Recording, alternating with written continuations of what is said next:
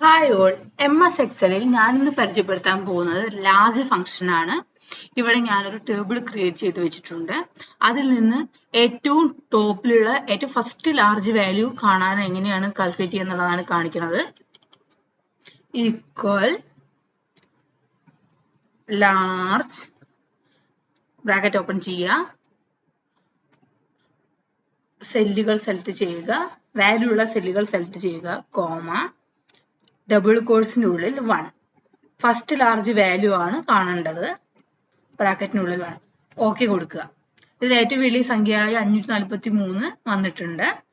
ഇനി നമുക്ക് fifth large value, അതായത് അഞ്ചാമത്തെ ഏറ്റവും വലിയ സംഖ്യയാണ് കാണണമെങ്കിൽ ലാർജ് തന്നെ. ഇവിടെ ഫോർമുല ഉണ്ട്, നോക്കുക.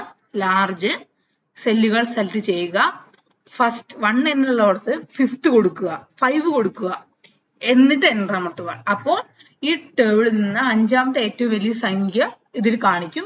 ഇനി നമുക്ക് നാലാമത്തെ ഏറ്റവും വലിയ സംഖ്യയാണ് കാണണമെങ്കിൽ 5ന്റെ അവിടെ ഫോർമുല അതുപോലെ തന്നെയാണ്. 5ന്റെ അവിടെ 4 കൊടുക്കുക, എന്നിട്ട് എൻ്റർ അമർത്തുക. അപ്പോൾ ഈ ടേബിളിൽ നിന്ന് നാലാമത്തെ ഏറ്റവും വലിയ സംഖ്യ കാണും. ഇനി നമുക്ക് മൂന്നാമത്തെ ഏറ്റവും വലിയ സംഖ്യ ആണെങ്കിൽ ഇതുപോലെ ഈക്വൽ ലാർജ്, സെല്ലുകൾ സെലക്ട് ചെയ്യുക, ഡബിൾ കോട്സിന്റെ ഉള്ളിൽ 4 ഉള്ളിടത്ത് 3 കൊടുക്കുക, എൻ്റർ അമർത്തുക. അപ്പോൾ ഈ ടേബിളിൽ നിന്ന് ഏറ്റവും വലിയ മൂന്നാമത്തെ സംഖ്യ വരും. ഇതാണ് ലാർജ് ഫംഗ്ഷൻ. Thank you.